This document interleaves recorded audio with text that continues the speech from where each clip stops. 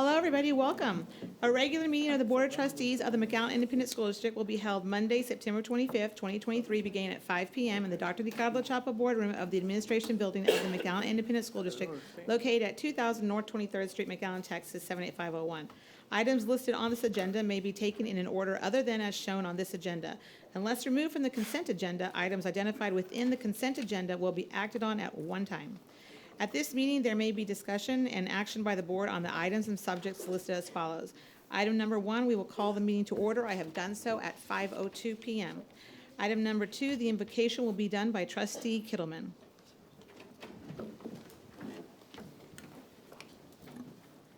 Loving Father, as we gather at this, we pray for your guidance. Help us to work to the best of our abilities so that all in our care will reach their potential. May we treat all with respect and kindness. May our decisions be based on careful consideration and wise choices. Help us to make this school district a community to be proud of, where people feel included and welcome. In your name we pray. Amen. Thank you, Trustee Kittleman. Item 3 is the Pledge of Allegiance. We have a 5th grader from Pettis Elementary named Nick Cuesta, who will start us in the Pledge of Allegiance. I pledge allegiance to the flag of the United States of America and to the republic for which it stands, one nation, under God, indivisible, with liberty and justice for all. Thank you so much, Nick. Good job, Nick.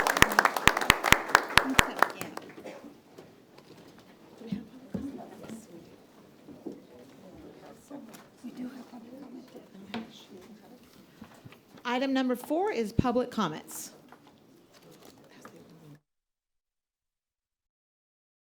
The school board encourages public comments at all board meetings. According to Board Policy BED Local, board meetings and public participation and related district administrative procedures and practices.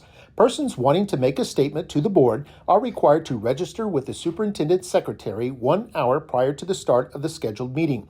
Audience participation at a board meeting is limited to the early stages of a meeting. At all other times during a board meeting, the audience shall not enter into discussion or debate on matters being considered by the board unless requested. Each participant is limited to 2 minutes per meeting to make comments to the board.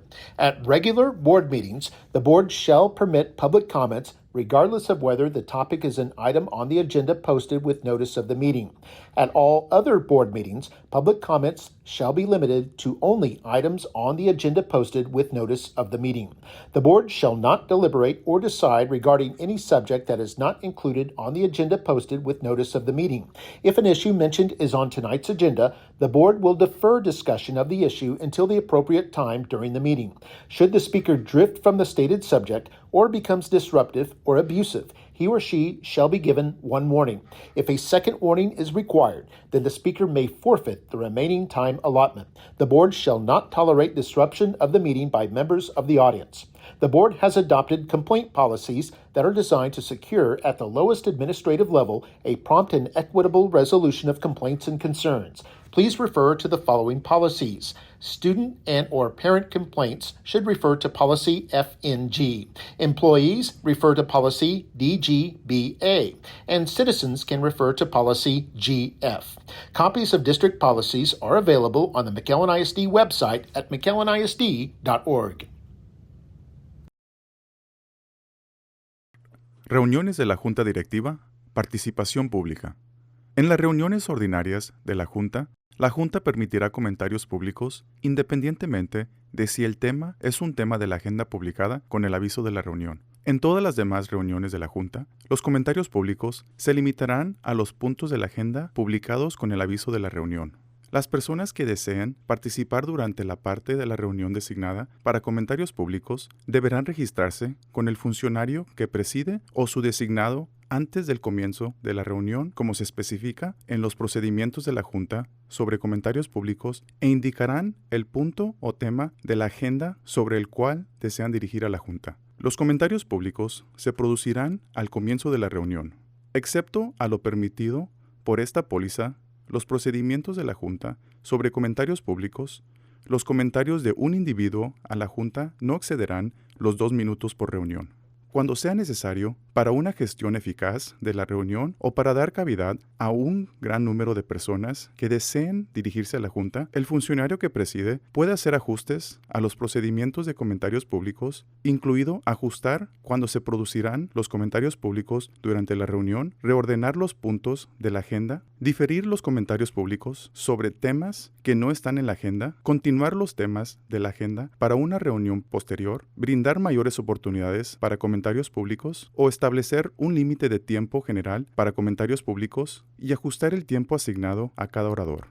Sin embargo, a ninguna persona se le dará menos de 1 minuto para hacer comentarios. Se puede proporcionar información fáctica y específica o una descripción de la póliza existente en respuesta a consultas, pero la Junta no deliberará ni decidirá sobre ningún tema que no esté incluido en la agenda publicado con aviso de la reunión. El funcionario que preside o su designado determinará si una persona que se dirija a la Junta ha intentado resolver un asunto administrativamente a través de los canales de resolución establecidos por la póliza.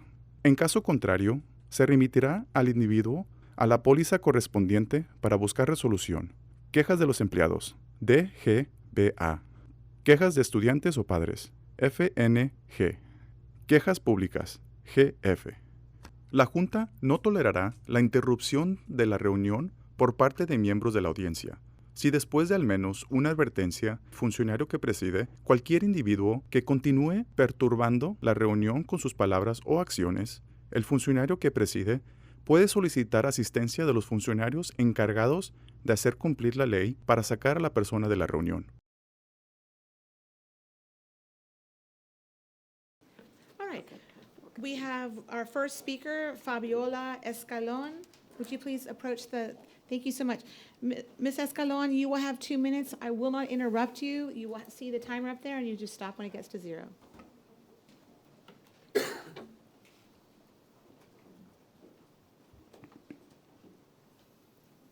Ladies and gentlemen, today I stand before you to address a pressing issue, school vouchers. As we know, public education plays a crucial role in building a thriving economy. It equips individuals with the skills needed for the workforce and fosters innovation, social mobility, and economic stability. Therefore, it is imperative that we protect public education as it is an investment in our city's economic well-being. School vouchers present a different story. They can undermine public education and bring about consequences that negatively impact our economy. It is unfortunate that most people are not fully aware of the implications of vouchers. As responsible public school leaders, I implore the board to organize an event or workshop where parents, teachers, and the community can learn about school vouchers and be motivated to vote. With the special legislative session next month, in a few days, time is of the essence. I ask that you ensure that information about school vouchers is accessible in English and Spanish and presented in a way that is easily understood. Why is raising awareness about school vouchers important? Because these policies affect the direct impact on our children's education and the utilization of our hard-earned tax dollars. It is crucial that our community is well informed about the potential pitfalls and is encouraged to vote on this matter. One significant concern with vouchers is reduced funding for the already underfunded public schools. When resources are diminished, we risk teacher layoffs, which affect the quality of education our students receive. How many classrooms today are filled with permanent substitute teachers who are instead of fully certified educators? How many teachers do not have the proper resources or supplies? Each of us possesses the power to shape policy decisions. Our voices as constituents matter. It is our duty to make them heard. Let us commit to raising awareness about vouchers. Thank you for your attention, and let us stand united in support of quality public education. Thank you, Ms. Escalon. Now we have Nancy Moreno. Is Nancy Moreno here? All right, we'll move to number 3, Evelyn Cano. Is Ms. Cano here? Oh, there you are, Ms. Cano.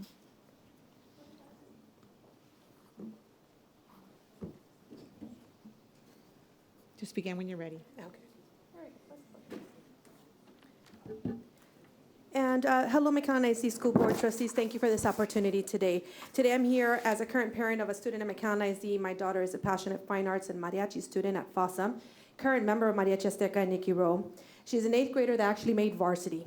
I stand before you to speak about the incredible value and importance of mariachi program here in the district and your support of it. Mariachi music has the power to transcend boundaries, unite people from diverse backgrounds, and create a sense of pride and identity. The McAllen ISD mariachi program encapsulates all of these qualities. Let us not forget that it increases enrollment because it brings awareness to a unique program within the district, but not every district offers it across the state of Texas. We're one of those that does, as an out-of-district transfer that chooses to come to McAllen ISD. My daughter specifically came here for the Fine Arts program at Fossum and Nikki Rowe during the pilot program when it was approved by former Superintendent Mr. Gonzalez. As a former founding member of Indiana University Mariachi de la Flor and Mariachi Acero in Chicago, I just want to let you know that these students here have great benefits. It helps with confidence, public speaking. It has enhanced my own advocacy as a disability advocate and shaped me as an individual. I have no doubt that these students will have similar outcomes with this program. My biggest concern revolves around the lack of enthusiasm in the middle school programs. Most recently, I had a phone call from an administrator at Fossum letting me know that the program was going to be moved to another campus due to lack of enrollment and not a lot of students signing up. But I did let the administrator know that there was a lack of due diligence to provide the families at Fossum with education that this elective existed. As soon as we spoke, things shifted quickly and we enhanced more students to come into the class, therefore it was not gone to another place. Next on our list of concerns, general funding. Competitions are a great way for students to bring back awards and once again market the district in a time when we really need to bring enrollment to McAllen ISD. Last year, to my knowledge, Extravaganza, one of the competitions in San Antonio, was funded by the by the school board. And at the end of November, and beginning of December, this is coming up again. Now we have mariachi boosters scrambling to make about $6,000 within a month to send the students out to this particular competition. We realize that we may not be at the top of the priority, but we want to just make the board aware of these things. We give you grace to work. We just ask that you continuously support us. And we kindly request that you put us on the October agenda for the fine arts, for the facility expansion of the mariachi programs. And we thank you for your time. Thank you, Mrs. Cano. Number 4, Blanca Gomez. Mrs. Gomez?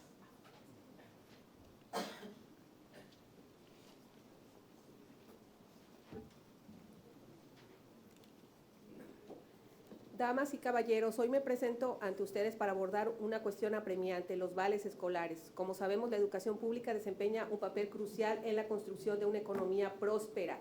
Los vales escolares presentan una historia diferente, tienen el potencial de afectar la educación pública y provocar consecuencias que impactan negativamente en nuestra economía. Es lamentable que la mayoría de la gente no sea plenamente consciente de las implicaciones de los vales. Como líderes responsables de las escuelas públicas, les suplico a la Junta que organice un evento o taller donde los padres, los maestros y la comunidad puedan aprender sobre los vales escolares y sentirse motivados para votar o para llamarle a su representante. Con una sesión legislativa especial el próximo mes, el tiempo es esencial. Le pido que se asegure de que la información sobre los vales escolares sea accesible en inglés y en español y se presente de una manera que se entienda fácilmente. ¿Por qué es importante concientizar sobre los bonos escolares? Porque estas políticas tienen un impacto directo a la educación de nuestros hijos y, y en la utilización del dinero de nuestros impuestos, ganado con tanto esfuerzo. Es crucial que nuestra comunidad esté bien informada sobre los posibles obstáculos y se le aliente a hablar sobre este asunto a sus representantes. Una preocupación importante con los vales es la reducción de la financiación para las escuelas públicas que ya carecen de por sí de fondos suficientes. Cuando los recursos disminuyen, corremos el riesgo de despidos de maestros, lo que afecta a la calidad de la educación que reciben nuestros estudiantes. Cada uno de nosotros posee el poder de dar forma a las decisiones políticas. Nuestras voces como electores importan y es nuestro deber hacerlas escuchar. Comprometámonos todos a concientizar sobre los bonos escolares. Gracias por su atención y hay que decir no a los vouchers porque nos afecta a todos como comunidad y el distrito escolar es muy importante para nosotros. Muchísimas gracias, señora Gómez. Number 5, Frank Chavero.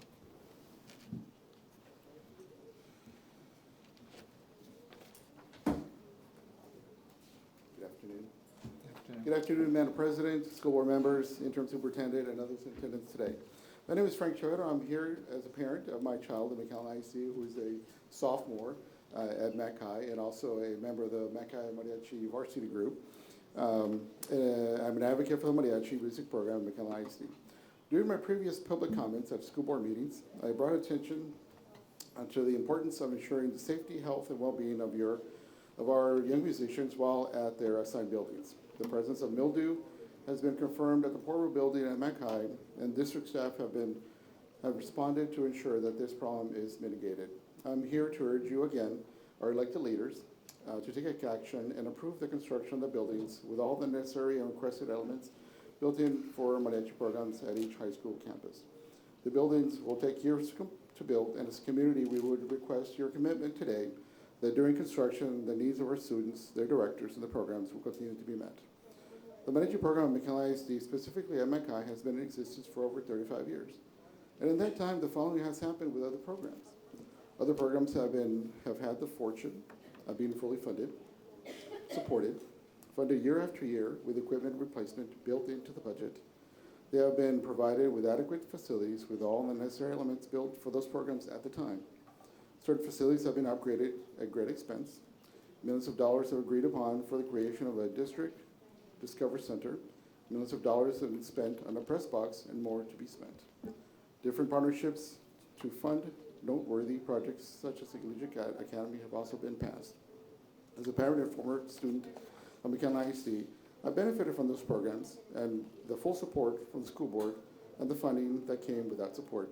As a community, we are proud and support these programs, which have had full support from the school board members and the funding. However, when will the mariachi programs be fortunate enough and important enough for adequate funding to be provided for their growth and future development? I understand the district has been in a financial crisis in the past, similar to the financial situation we are currently in. However, even in those times, investments were made. These buildings were conceptualized in 2019, and it's been several years since then. Now is the time to move forward and invest in these programs. Thank you very much. Thank you, Mr. Chavelo. Number 6, Beatriz Garcia.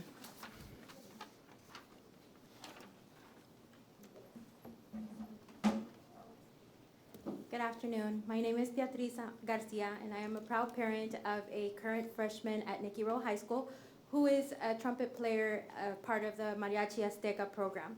This is also my son, Jonathan Garcia. He is a graduate of Nicky Rowe High School, class of 2020, and a member of Nicky Rowe Mariachi Azteca. So I know that you've all probably heard like how music and especially the mariachi program is important for students as far as it creates better grades, you know, they learn more, they are able to adapt better. But what I want to talk to you about is mental health. My son, Jonathan, had a hard time in middle school with depression. He was to a point where he didn't want to go to school, he didn't want to do anything. Once he started high school, he joined the Mariachi Azteca, and it was like a snap. My son became, I can proudly say, probably one of the best trumpet players, and I'm sorry, I'm getting emotional, here at McAllen ISD.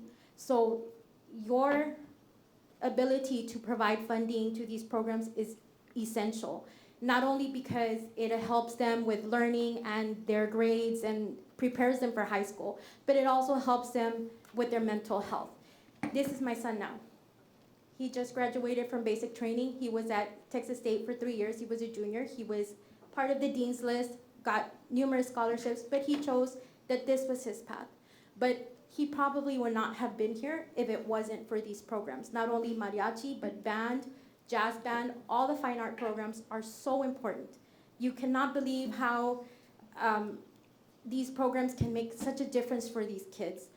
And if it wasn't for this, I don't think my son would be where he is today. So I ask you, as a parent, as a member of this community, to please consider adding additional funding for these kids. We do so much as parents to provide as booster parents, fundraisers, but we also need your help. Because without you, then these students wouldn't be able to accomplish what some of these kids can accomplish and get to where they need to be in the future. So thank you so much for your time. I really appreciate it. And I hope you take into consideration what your help can do for these kids. Thank you, Mrs. Garcia.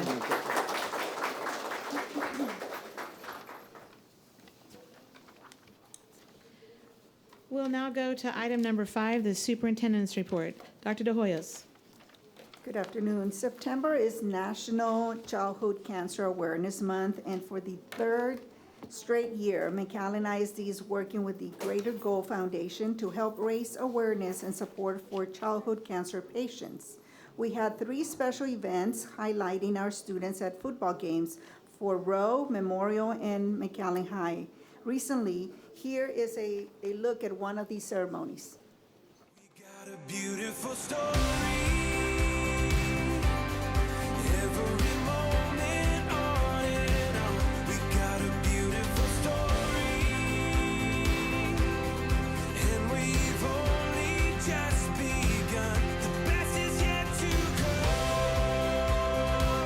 The best is yet to come. The best is yet to come.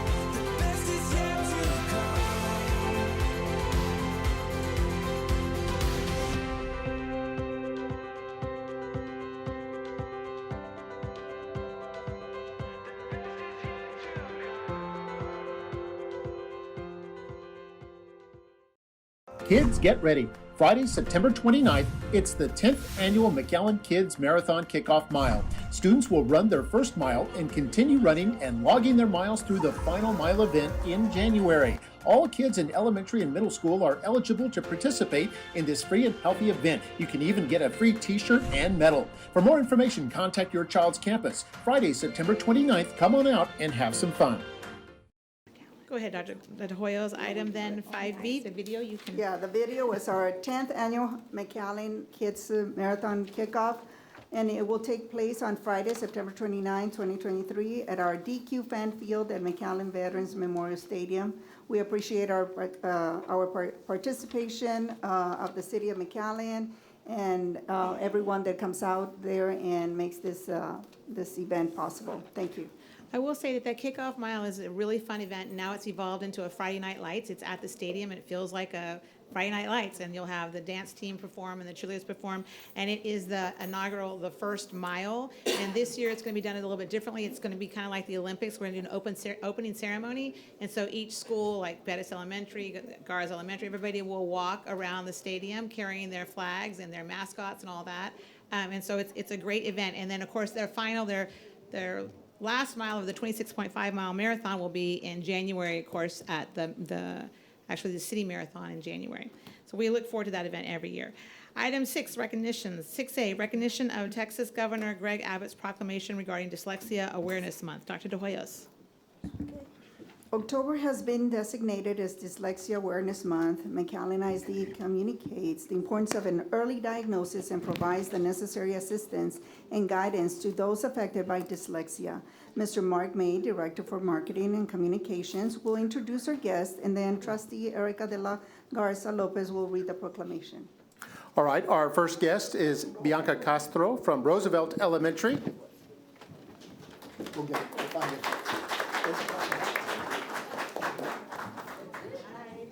Wait for the board to get lined up, and then we'll bring on our first student here from Roosevelt Elementary, Jacob Ojeda. Roosevelt Elementary teacher, Denise Rodriguez. Pettis Elementary teacher, Deborah Lopez. And Pettis Elementary student, Nicholas Cuesta. Pettis Elementary teacher, Maricela Perez. And then Director of 504, RTI and Dyslexia, Mr. Salvador Flores.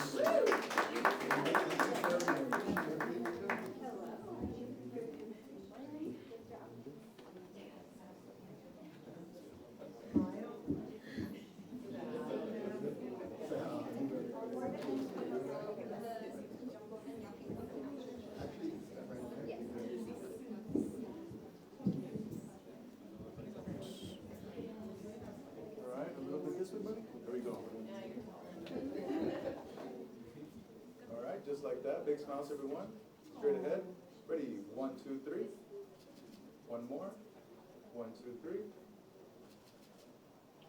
Awesome. Very good. Thank you. Thank you all very much.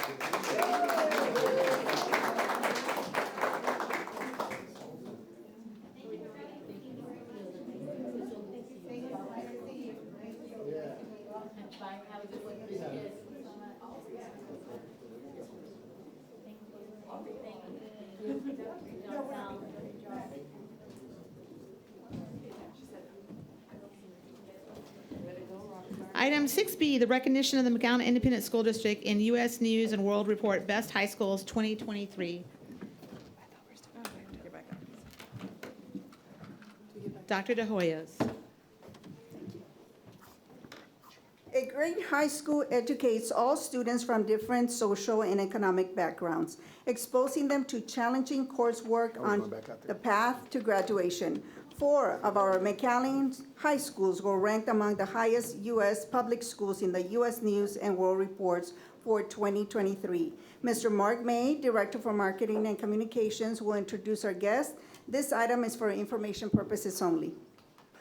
The U.S. News Best High Schools rankings include data on nearly 25,000 public high schools in all 50 states and the District of Columbia.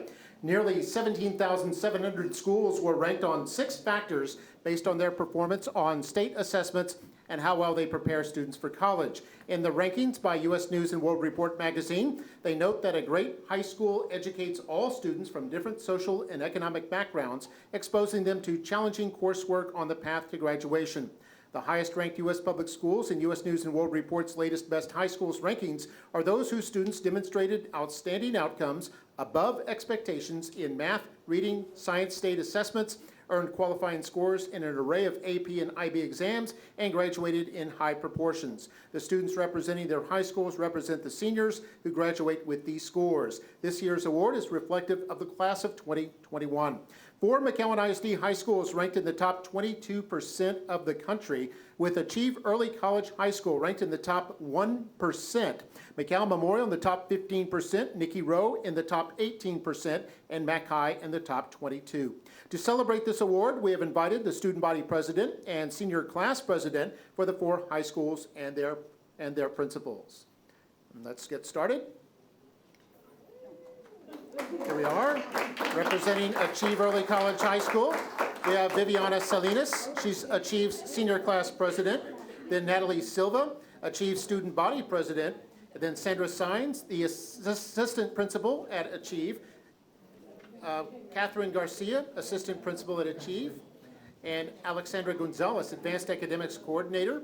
And then, of course, Mr. Miguel Carmona, the Achieve principal. And we have Ms. Karen Nitch, our director of advanced academics.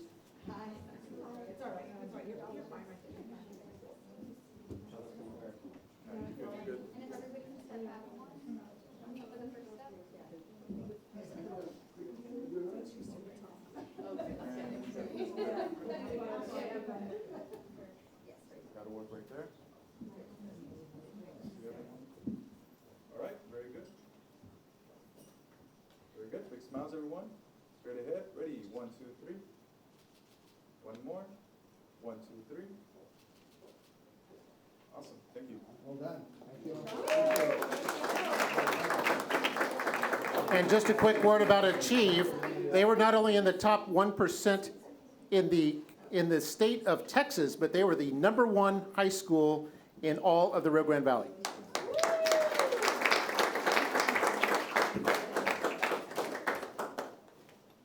And let's move on now to Memorial High School, starting with Memorial Student Body President Tanya Canales, and then Memorial High School Senior Class President Madison Munoz, and then Memorial High School's Dean of Instruction Cassandra Rodriguez. Very good. Good to see you.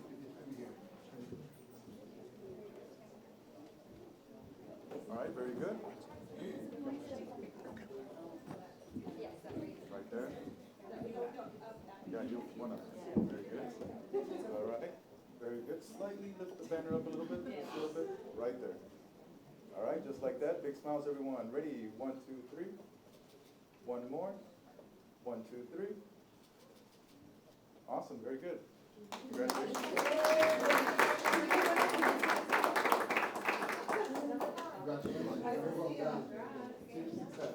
And now we bring in Nicky Rowe High School, starting with Rowe Student Body President Emilian Sosa. We have Rowe High School Senior Class President Barbara Lopez. And then Interim Principal Mr. Ruben Macias.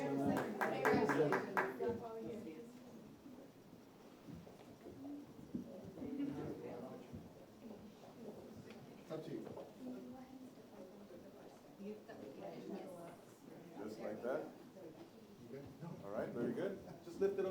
banner, just right there. Just a little bit. Right there. All right, perfect. Straight ahead. Ready? 1, 2, 3. Pull it straight. There you go. Yep, there you go. Like that. Ready? 1, 2, 3. Awesome, very good. Thank you.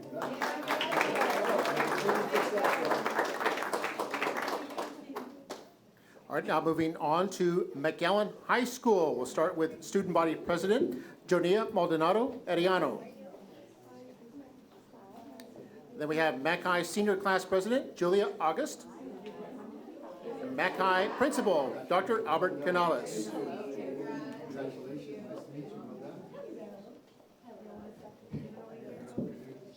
All right, Mr. Canales, we'll have you on the first step right there, right in the middle, and then we'll have you guys here, just like that. All right, straight ahead, big smiles, everyone. Ready? 1, 2, 3. All right, let's get one more. Ready? 1, 2, 3. Right there. That's good. Right, so this one. All right. Ready? 1, 2, 3. One more. 1, 2, 3. Awesome.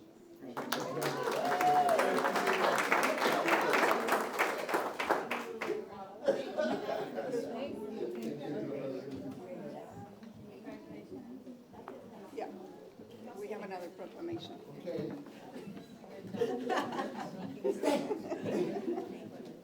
Oh, my glasses. Item number 7, proclamations. 7A, discussion and possible action to adopt the proclamation regarding Down Syndrome Awareness Month. Dr. De Hoyos. McAllen ISD would like to raise awareness regarding Down syndrome by proclaiming the month of October as Down Syndrome Awareness Month. Mr. Mark May, Director for Marketing and Communications, will introduce our guest, and then Vice President Sam Saldiva Jr. will read the proclamation. Administration is requesting action on this item. What say you, Board? So moved, Madam President.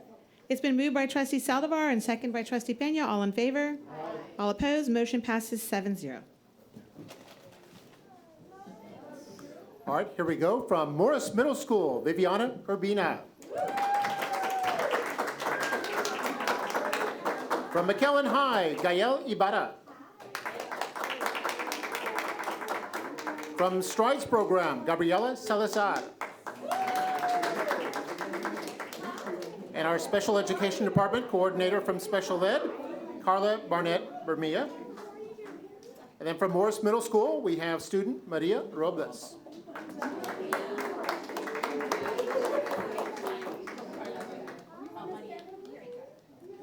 And from Strides, Angel Munoz.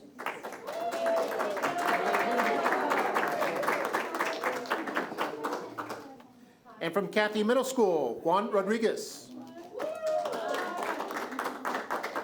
Also from Kathy, Victor Vasquez.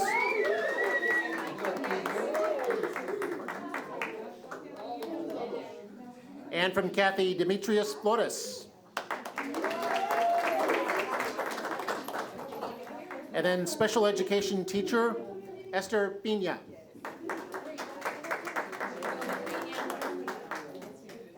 And then special education department coordinator, Jacqueline Espinosa. Also a special education coordinator, Leonel Ramirez. And special education department interim executive director, Maria Acosta.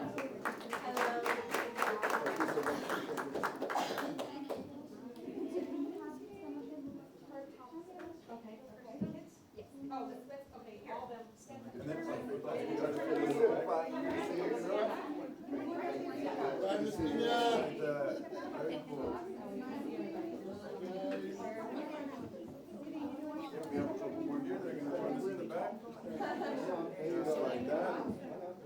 There you go. All right. There we go. Very good. All right. Go ahead.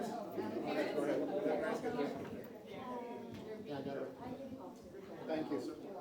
We're going to get parents to get the pictures first. Say hi to Jack.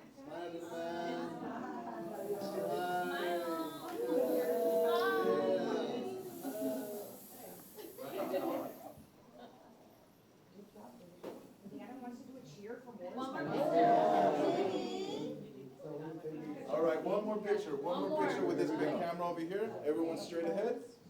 Just like that. Beautiful, very good. Big smiles, everyone. Straight over here. Ready? 1, 2, 3.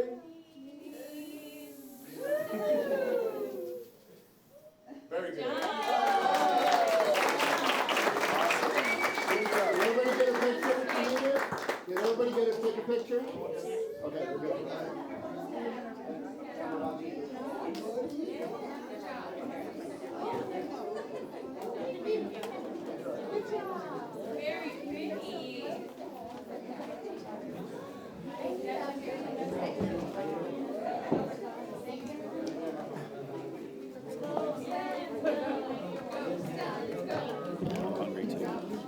Yeah, now I am.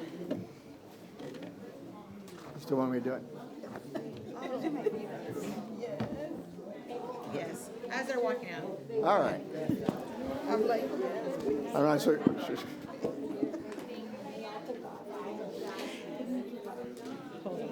Yeah.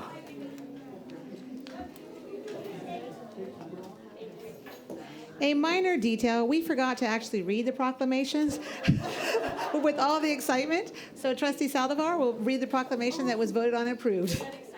Very excited. And well, we should have. McAllen ISD proclamation, State of Texas, County of Hidalgo, McAllen Independent School District. Whereas approximately 1 in every 800 children are born with Down syndrome, representing approximately 5,000 births per year in the United States. Research and early intervention has resulted in dramatic improvements in the lifespan and potential. And whereas people with Down syndrome possess a wide range of abilities and are active participants in educational, occupational, social, and recreational circles of our community. And whereas McAllen ISD has supported families who have children with disabilities and special health care needs and desires to increase the support network and support groups for those with Down syndrome across our state. Now, therefore, I, Sam Saldivar Jr., Vice President of the McAllen Board of Trustees, do hereby proclaim the month of October 2023 as Down Syndrome Awareness Month. We call upon all residents and public schools to join in celebration of the many achievements of people with disabilities and their continual contributions to our community and schools. In witness thereof, we set our hand and seal of the McAllen Independent School District to be affixed this 25th day of September 2023, and it's signed by myself and attested to by our Board Secretary, Sofia Peña, of the McAllen Independent School Board of Trustees. Thank you, Madam President. Thank you, Trustee Saldivar. My apologies. Item 8, donations. 8A, recognition and donation of Lysol products from Kids in Need Foundation. Dr. De Hoyos. Really? Oh, Put her on. oh, that's fantastic. Oh my God. Thank you so much. That is so sweet. Thank you so much. That's fantastic. Oh my gosh. We forgot a lot of things. Thank you. This is awesome. Thank you so much. Here's the proclamation. Oh, yes. There you go. Thank you. Thank y'all so much. Oh my God. I got this for the proclamation. That's a good deal. Nice.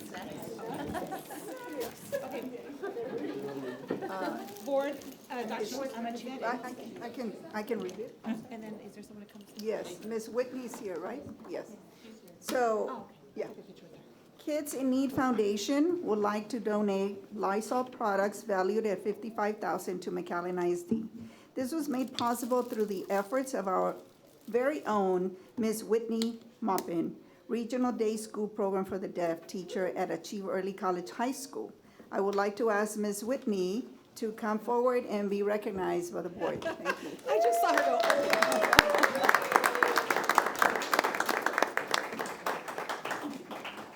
Thank you. Nice.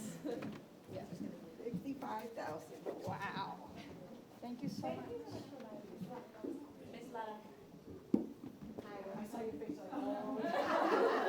Thank you so much. Thank you for coming tonight. Thank you for writing that.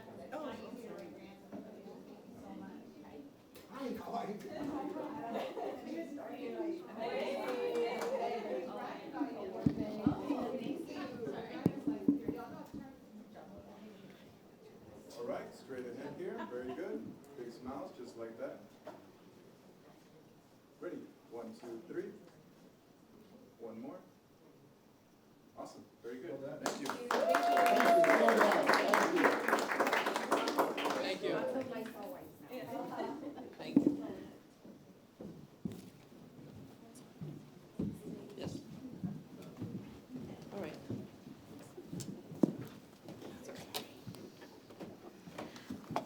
Item 9, consent agenda items. There's 9A through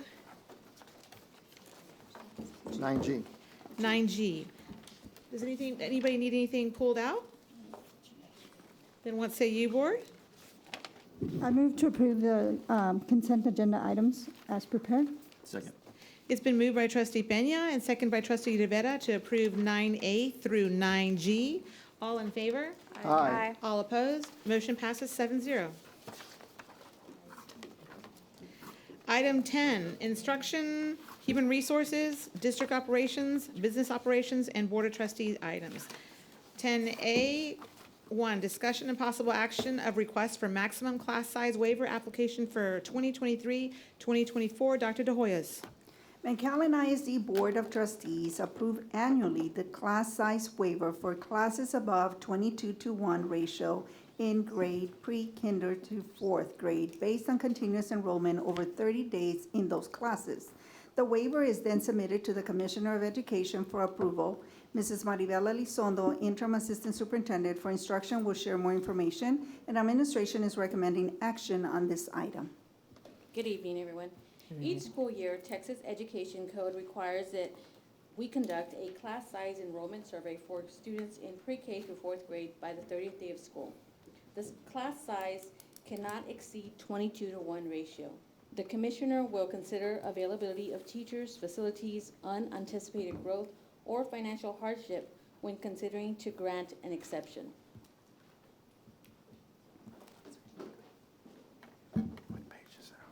Here you see the 23-24 school year, elementary campuses divided by grade level and total number of sections in red. For this school year, we have 42 sections that are not meeting the 22-to-1 ratio. In green, you're gonna see the total number of sections that we are under the 22-to-1 ratio of 319. When compared to last school year, 22-23 school year, in red, you're gonna see a total of 51 sections that are above the 22-to-1 ratio. And in green, you see the total of 309 sections that we were under the 22-to-1 ratio. If we do not apply for the maximum class size waiver, students who exceed the 22-to-1 ratio in any classroom would need to be bused to other campuses, this costing transportation more monies, right? Tonight, we're requesting the approval of maximum class size waiver. What say you, board? This is for action this evening? Yes. I move to approve the waiver as requested by administration.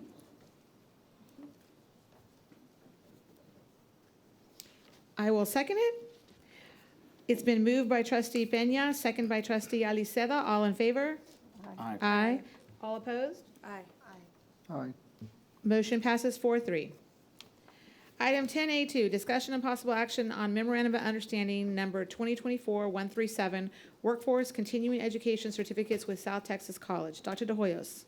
This agreement provides the career technical education students an opportunity to earn a continuing education certificate from South Texas College. Ms. Maribela Elizondo, Interim Assistant Superintendent for Instruction, will share more information, and administration is recommending action on this item. To increase post-secondary opportunities for our students through our career technical education program, we are embedding 3 continuing education certificates into our current courses. We're going to embed our customer service and receptionist continuing education certificate into the practicum of marketing 1 and 2, practicum of business management 1 and 2, And we're going to incorporate the Introduction to Sales Continuing Education Certificate into our social media and marketing course. Currently, we have 365 students taking advantage of the extra certificates in the practicum of business management, practicum of marketing, and social marketing media. Tonight, we are requesting the approval of our memorandum of understanding with South Texas College and our continuing education certificates. What say you, board? This is for action. Move to approve. Second. It's a move by trustee De La Garza, second by trustee Regalado. All in favor? Aye. All opposed? Motion passes 7-0. Item 10B, Human Resources items. 10B1, discussion and possible action on request for proposal number 2024-1003, personal did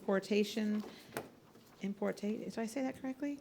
Mail order prescription program and agreement number 2024-165, personal importation program with Elect RX and Health Solutions through RFP 2024-1003. Dr. De Hoyos. Administration solicited proposals for the purchase of prescription services through an importation mail order program for best value pricing. Mr. Andres Silva, Director for Employee Benefits, Safety and Risk Management, will share more information, and administration is recommending action on this item, and it's a three-part motion. Yes, good evening. So in 2021, we added a prescription mail order program to the health plan to source medications through international pharmacies due to the lower cost than comparatively domestic pharmacies. This agreement with the vendor is expiring December 31st. So because of that, we did go through the RFP process. We're looking to continue this program. We ranked the vendors, and we're recommending ElectRx and Health Solutions be awarded the agreement. This is the incumbent vendor for this program. This program has resulted in both savings to the employee and to our health plan, so we're looking to continue. I have a question. Do you, Andres Guadalupe Silva, welcome. Do we know a percentage more or less of how much savings we had from this, and what, I don't expect a complete number, but roundabout figure on how many participated in the particular program? So we're averaging about 65% savings in the cost of the medications when we source them through international versus domestic. And as of June 30th, there was about 135 people that have actively participating. During the course of the whole time, we were, I stand corrected, 156 as of June, and approximately 200 since the beginning, because some do come in and out of the program. So since inception, about 200. And this includes both name brand and generic prescriptions? Not generic. It's primarily what's considered specialty. Specialty, the newer, higher cost medications, not generic medications, Okay. and not acute medications. So this is mostly for chronic conditions. Okay, thank you. Mr. Silva, how did you get the cost savings? Is it because if you buy, something from a local pharmacy, it's $100 versus if you buy it from this pharmacy, it's $12? I mean, where did you find the cost savings? So we have the data to show what it costs us to purchase those prescriptions through retail pharmacy domestically, and we're just comparing it to what it's actually costing us to source them international.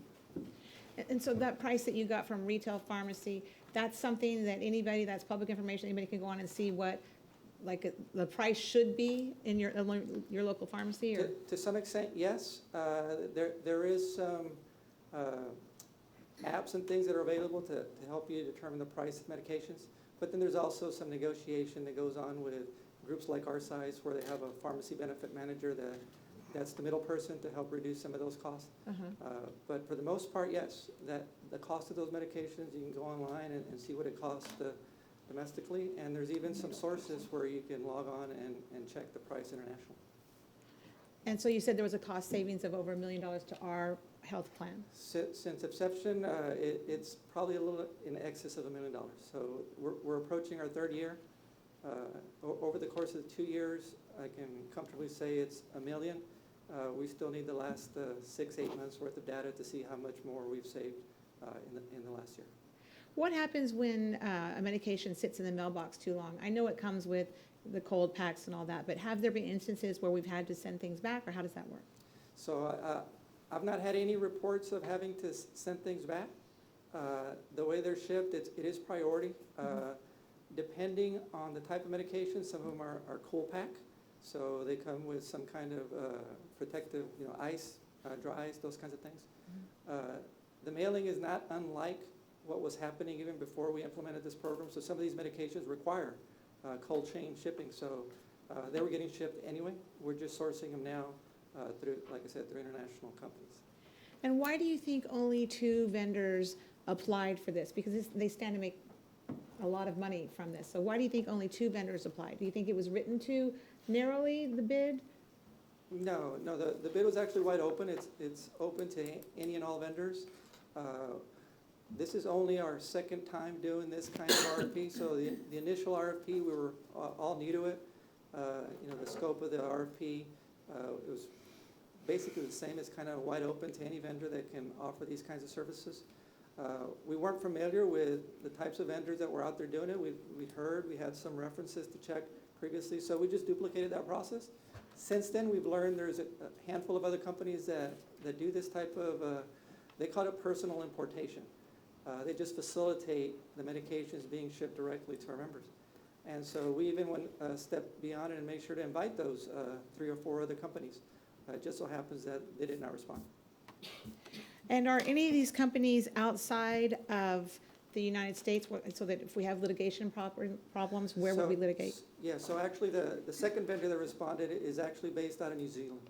So that was another consideration as we were looking at this, that we weren't sure another new avenue, if we were to consider that vendor, not only shipping internationally, but having the vendor be an international-based company. Could that be problematic down the road? Possibly. But ultimately, the ranking was favored the Ohio-based company. Okay. Does anybody have any further questions? This is for action this evening, and they are 3-part motions. What say you, Board? Madam President, if I may, I'll take the first motion. I move that we approve the request for proposal number 2024-1003, personal importation mail order prescription programs, and award Elect Prescription and Health Solutions LLC for the term of 1 year from January the 1st, 2024 through December 31st, 2024, with the option to renew for up to 2 additional 1-year terms, subject to favorable renewal rates and terms at the expiration of each 12-month term. Second. It's been moved by trustee Saldivar, second by trustee De La Garza. All in favor? Aye. All opposed? Motion Aye. Motion I'm passes opposed. 6-1. This is a 3-part motion. What say you, Board? Madam President, if I may, I'll take the second part. I move to approve that the administration negotiate a contract with Elect RX and Health Solutions LLC. If the district is unable to negotiate a satisfactory contract with Elect RX and Health Solutions LLC, the district shall formally and in writing end negotiations with Elect RX and Health Solutions LLC and proceed to the next vendor until a contract is reached or all proposals are rejected. Second. It's been moved by trustee Regalado, second by trustee De La Garza. All in favor? Aye. All opposed? Aye. Motion passes 6-1. Madam Chair, I move to authorize the superintendent to execute a contract once the contract negotiations have been successfully achieved. Second. It's been moved by trustee De La Garza, second by trustee DeVetta. All in favor? Aye. All opposed? Aye. Motion passes 6-1. Thank you, Mr. Silva. Appreciate all that hard work. Thank you. 10B2, discussion and possible action on interlocal agreement number 2024-175, special election services with Hidalgo County. Dr. De Hoyos. The district utilizes this agreement with the county for election services and voting equipment. Mr. Todd Miller, Assistant Superintendent for Human Resources, will share more information. Administration is recommending action on this item. Good evening. On the screen, you'll see the 2023 Hidalgo County Elections Contract Estimate. I'm just going to go down to the bottom. And the estimated grand total the cost of the county services, $149,834. Now, I don't want to alarm anybody, but that's based on 100% voter participation. So historically, Hidalgo County does not have great voter participation. And in the recent board election, I think it was like 1.1%. The fall, we're trying to estimate, and so far, it seems to be in the, bear with me just a minute. Like the 34% voter participation in November. That's, in my mind, worst case, because we don't have more or better voter participation. So assuming 34% turnout, that bill, the final bill, let me back up to the board election, cost us $42,000, and that was like 1.1%. So this one here, if we have better voter turnout, and hopefully we will, it's November elections, we should always go out and vote. It might be in the 55,000 range, but that's just an estimate based on voter turnout. So other than that, it's just a normal contract, if you will, for using their services, and it'll be at, beg your pardon. It will be at, look here. The usual county locations? Yeah, I'm sorry, I'm looking here, sorry. So at Milam and Gonzales Elementary School, no early voting locations. Apologize for that delay. So that's Milam and Gonzales on November 7th. So please encourage your folks to go out and vote, please. However, isn't it, because it's a county election, isn't it the same that we can now vote, you can vote in Weslaco for this, you can vote anywhere? We have certain polling locations that are considered the McAllen ISD location, that's no? No, you, Immune system. Yeah, you can go to any place you can. Right, you can vote any place in the county, okay. that was law about 3 years ago. I believe. Yes, okay. Okay, That's all I have. this Yeah, is, provided it's run by the county, which most of them are. But- Right. But if you happen to have I a don't know municipality, anybody that isn't running. Yeah. well, McAllen runs their own. They But I don't use think the there's a county. city But there's not a election. city election, but if, Correct. in May, they would, yeah.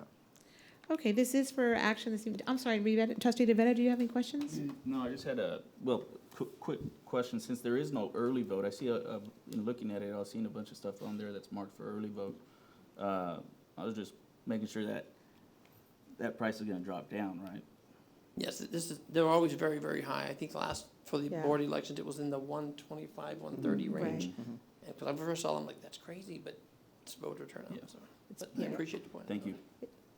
It's, Madam President? Please. It's my understanding there's a basic rate of the staff that's going to work it, so that's factored in. And then for every vote, they're charging us for the labels, they're charging us for the charts, and that's how they, to the point, how the price is determined by, as you mentioned, how many people vote. The more people vote, that material that's used for every voter is what they're charging us for, and it's uncertain at this point until the vote happens. That is correct. And this breaks out, like, for every vote, machine, the paper, the everything, so. Exactly. But that's why the number of votes determines the ultimate price, because it's per vote, the material that's required to process that person. That is correct. At the end of the day, it's all based on voter turnout. All right, thank you. What say you, board? Move to approve. Second. It's been moved by Trustee De La Garza, second by Trustee Saldivar. All in favor? Aye. All opposed? Motion passes 7-0. 10B3, discussion and possible action on the Texas Association of School Board TASB Localized Policy Manual Update 121. This is the second reading. Dr. De Hoyos. Presented from the Texas Association of School Board TASB and reviewed by our staff, this update represents legal and local reference policies recently adopted by the state. Administration is presenting this item as a second reading with final approval at this board meeting. Mr. Todd Miller, Assistant Superintendent for Human Resources, will share more information, and administration is recommending action on this item. Thank you, ma'am. So this is the same slides I read last time. I did pull out two policies, policy CVA and CVB. I'll cover that shortly, but I'll go through this.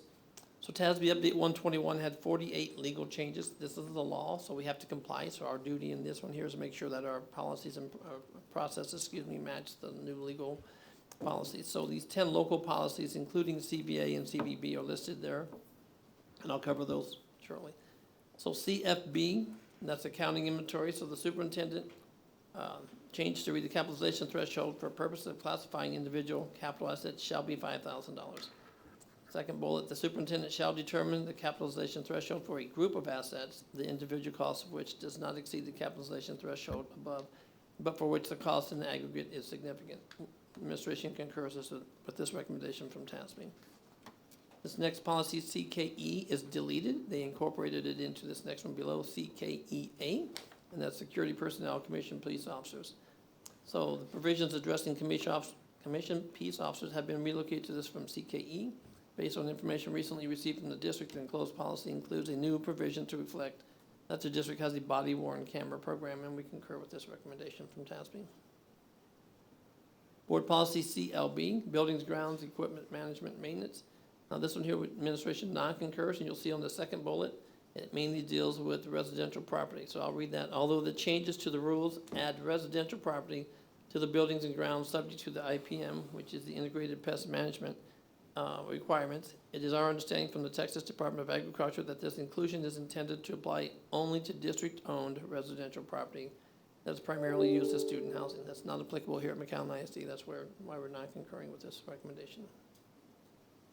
Board Policy CRF, Insurance and Annuities Management, Unemployment Insurance.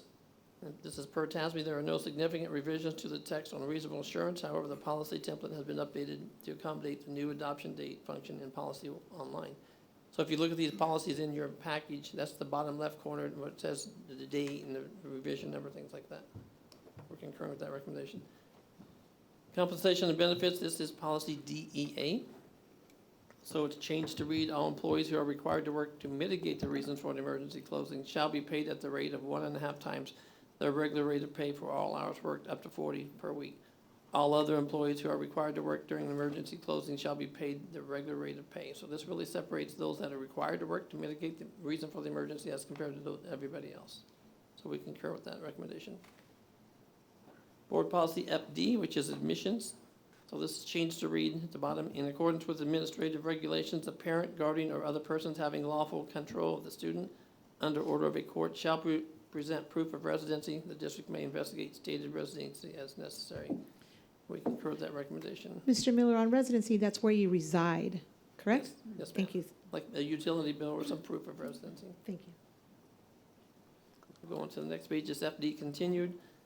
This is transition assistance. It's changed to read, in accordance with law, when a student who is identified as homeless or in substitute care enrolls in the district shall assess the student's available records and other relevant information to ensure credit, including proportionate credit, is awarded appropriately for all subjects and courses taken prior to the enrollment, and we concur with this recommendation.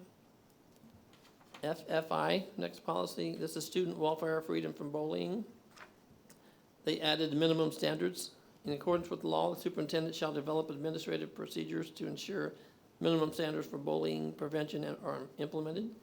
And they also added periodic monitoring. The superintendent shall periodically monitor the reported counts of bullying incidents, and that declines in the count may represent not only improvements in the campus culture, but cause bullying declines, but also declines in the campus culture because of a decline in openness to report incidents. We concur with this recommendation. And that's all of this one. And now you said I will cover CBA and CBB next. Thank you, Mr. Miller. This is for action this evening. What say you, board? So moved. Second. It's been moved by trustee Regalado, second by trustee Peña. All in favor? Aye. All opposed? Motion passes 7-0. 10B4, discussion of Texas Association of the School Board, TASB Localized Policy Manual Update 121 for policies CVA local and CVB local. This is the first reading. Dr. De Hoyos. After further discussion and consideration, administration is non-concurring with the Texas Association of School Board TASB recommendation to eliminate the words "or designee" in both policies CBA local and CVB local. Mr. Todd Miller, Assistant Superintendent for Human Resources, will share more information. This item is for information purposes only. Thank you, ma'am. The board policy CVA currently states specifications the superintendent or designee shall ensure that detailed specifications are prepared for any construction project for which competitive bids are sought. And like she said, after further consideration, we want to keep or designee in there. I know policy in the notes, TASB's taken out because it's covered elsewhere. We want to keep it in there so just going forward in the future it doesn't cause any confusion. So the superintendent or designee shall ensure that detailed specifications are prepared for any construction project for which competitive bids are sought. So we're not concurring with TASB's recommendation to remove or designate. The second policy, this is first reading because we talked about it last time, so I have to pull it back out and have first reading. CVB, facility construction competitive sealed proposals. It's the same thing. Superintendent, when we want to keep or designate, shall prepare a request for proposals for any construction project for which competitive sealed bids are sought. So we're not concurring with TASB's recommendation to remove it. Any questions? Thank you, Mr. Miller. We will now move on to 10B5, discussion and consideration of approval for stipend for instructional coach, science interventionist, K through 5. Dr. De Hoyos. Administration is recommending adding a stipend for the instructional coach science interventionist K through 5th grade to match the current board-approved stipend for instructional coach reading interventionist K through 5th. Mr. Todd Miller, Assistant Superintendent for Human Resources, will share more information, and administration is recommending action on this item. Thank you, ma'am. So last month, you'll remember that we came and got approval for adding a job description for instructional coach science interventionist K-5. So this request to add the stipend just matches the instructional coach reading interventions K-5 also at the $7,000 rate. So we don't have one group of people getting it and the other group not getting it. Mr. Miller, is this out of 199? Is this out of general fund? This is, no, special, state and federal, excuse me. Thank you so much. Any further questions? And it's one position also as well? Yes, ma'am. Move to approve. I second. It's been moved by trustee De La Garza, second by trustee Kittleman. All in favor? Aye. Aye. All opposed? Motion passes 7-0. 10B6, discussion and possible action on service agreement number 2024-187, Texas Association of School Boards, TASB. Dr. De Hoyos. The district would like to use this agreement with Texas Association of School Board, TASB, for a comprehensive review of the Human Resources Department. Mr. Todd Miller, Assistant Superintendent for Human Resources, will share more 1135. information. Administration is 1134. recommending action on this item. Thank you, ma'am. So this is the TASB HR operational review, and the slide here shows, let me shrink it just a little bit. Okay, so the purpose is to identify opportunities and strategies to improve processes and procedures, resulting in a more effective and efficient HR department. You'll see the list there that they will look at. They'll look at department organization and management, technology systems, workforce metrics, staffing and position control, personnel records management, recruiting, certification, and employment practices, administrator support and customer service, grievances and investigations, compensation systems and administration, leave administration and substitutes, performance appraisals and management, and staff development. These consultants coming down from TASB will interview HR department and other staff, including administrators, principals, and department supervisors. They'll review HR policies and process documentation, review online tools and applications, compare HR staffing and organization to peer districts. And the timeline for this is like November 23rd to start the operational review, and January 2024 is a targeted delivery for a draft report that provides benchmarking data, objective insights, and suggestions based on best practices, and is estimated to cost just under $25,000 plus transportation costs. That's all I have. Thank you, Mr. Miller. I have a question, Madam President. Trustee Saldivar? I've been impressed with what HR has done, and the emails you send out at the bottom, you have a survey hyperlink. That's really, really good to see that. You know, because we tout ourselves, we have the customer service part of our operation. In fact, we've had presentations at TASB and others throughout the country about this focus on customer service. And so the question I have is, do we intend to interview the stakeholders, the employees of the district that may have some thoughts they want to share with HR in ways they're experiencing and ways we might be able to improve the process if they're included in that conversation? Most certainly. So TASB just recently, I think it was late Friday, has sent me the list of things that they're going to be requiring for us so we can start gathering that stuff. And one of those is the email addresses of principals, directors, and different stakeholders, so they can go out to them and get that feedback that you're referencing. Okay, but what about the employees, the ones that, the vast majority of our operation are teachers and staff and custodians and workers, and, I mean, we rely on them. And HR was established as a separate department before it was a director's position, because we wanted that focus, and I believe we're moving in that direction. I think we have a ways to go, and I appreciate the superintendent move on this, but again, we even have posters outside in the hallway, and we have them throughout our campuses touting the fact of customer service and the elements of customer service, and your department has done well to have that feedback, and I've actually filled it out when it's come to me as an email as to what experience I had with HR in my interaction, and I'm sure other employees have as well. So why wouldn't we have interviews of those customers in addition to the ones you just mentioned?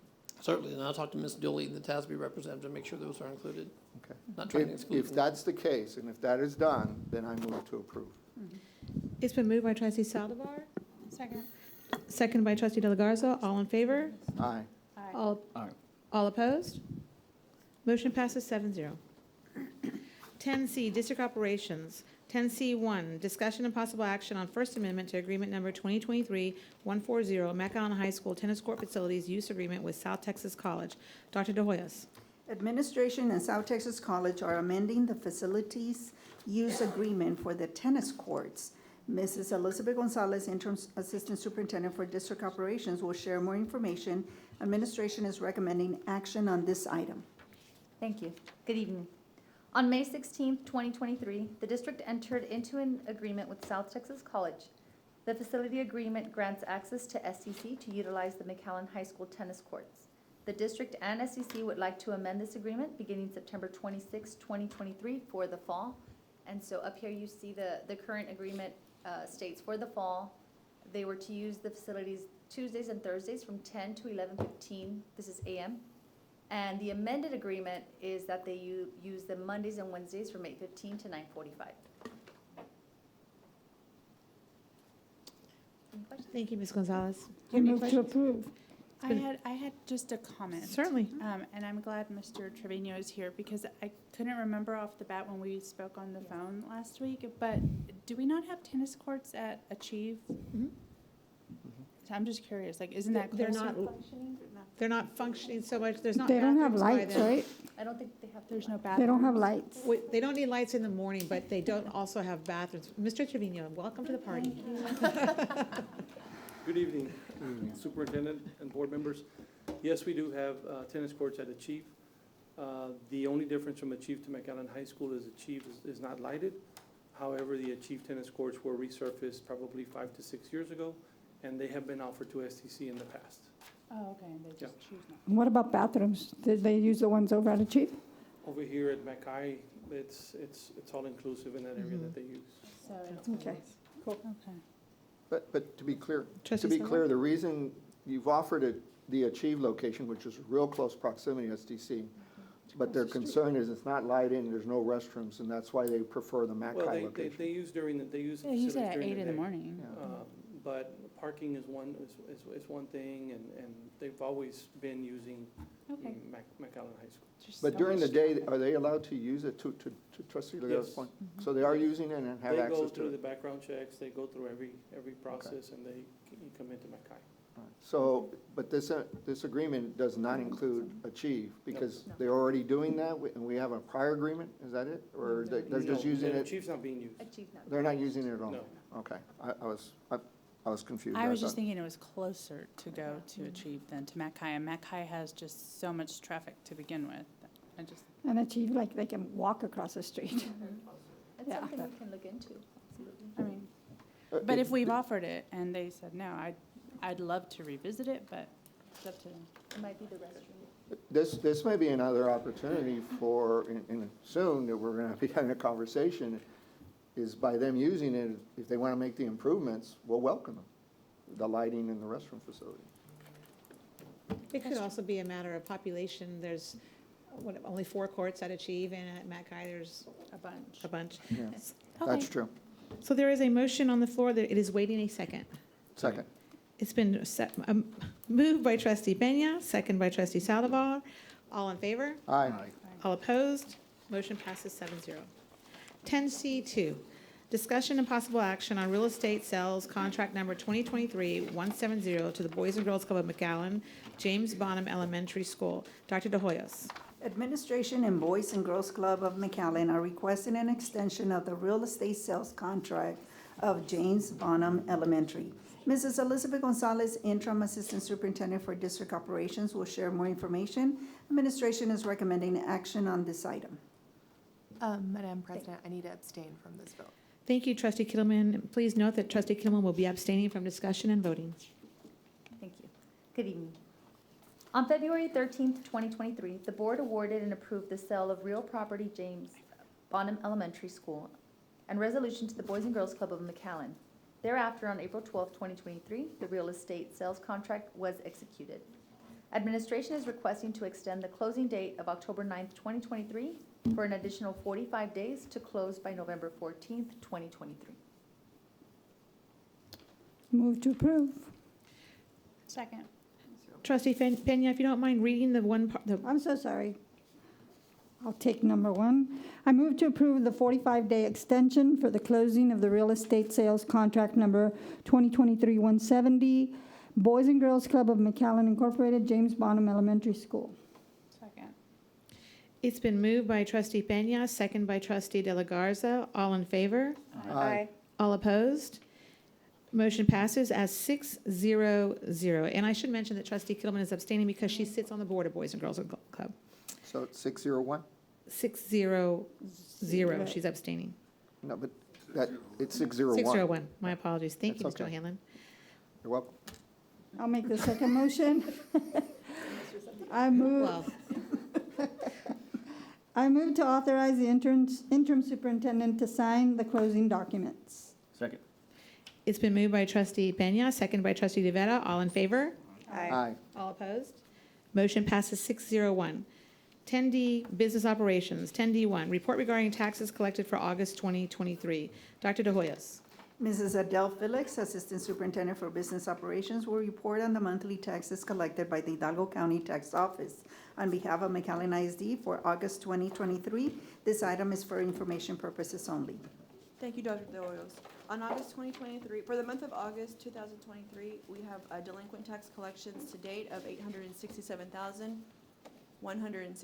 $867,169.08. Compared to prior year, we are compared 12.5% collection rate compared to prior year of 11.82. So we are on track for our delinquent tax collections. And that concludes my report. The next one's on 1183. Thank you, Ms. Felix. Any discussion? We're on to item 10D2, Report regarding the monthly financials and quarterly investment report for June 2023. Dr. De Hoyos. Mrs. Adele Felix, Assistant Superintendent for Business Operations, will present the monthly financials for June 2023. This item is for information purposes only. Thank you. For the month of June 30th, 2023, these are preliminary and unaudited as this is our fiscal year end.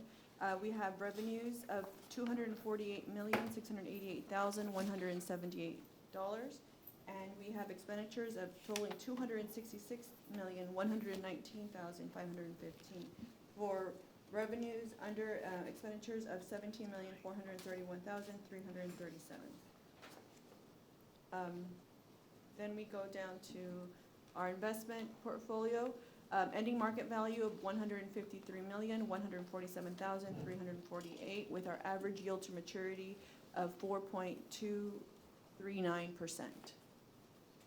Additionally, for the month of June, we've earned interest of $561,573.27. I'm happy to say for the fiscal year to date, we have a total interest earnings of $5.5 million to $5,523,274.30. And that concludes my report. Thank you, Mrs. Felix. Thank you. Any questions? We will now move to 10E, Board of Trustee items. 10E1, Approval of Board of Education meeting minutes. This is for action this evening. Move to approve. Second. It's been moved by trustee De La Garza, seconded by trustee Regalado. All in favor? Aye. All opposed? Motion passes 7-0. 10E1, it's the future meeting, school and safety. Oh, No, we're. I'm no, sorry, number we 11. are, We're at we number- approved all the minutes? Yes. Yes. I So should we're- read them. 10E1A, School Safety and Security Committee meeting of September 11th. 10E1B, the board workshop of September 11th. 10E1C, the regular board meeting of September 11th. And 10E1D, the special board meeting on September 18th. All those were moved and passed. Item 11, we will recess to closed session. The Board of Trustees may go into closed session pursuant to sections 551.071, 551.072, 551.074, 551.076, and 551.089 of the Texas Government Code to discuss the following. 11A, discussion of human resources recommendations for the school year 2023-2024. Discussion of human resources, employee resignations, and retirees for school year 2023-2024. Discussion of recommendation for the principal of James Nicky Rowe High School. Discussion regarding school safety and security, pending and/or potential litigation, and possible real estate acquisition. At 6:19 PM, the board will be removing themselves from this room and going into closed session.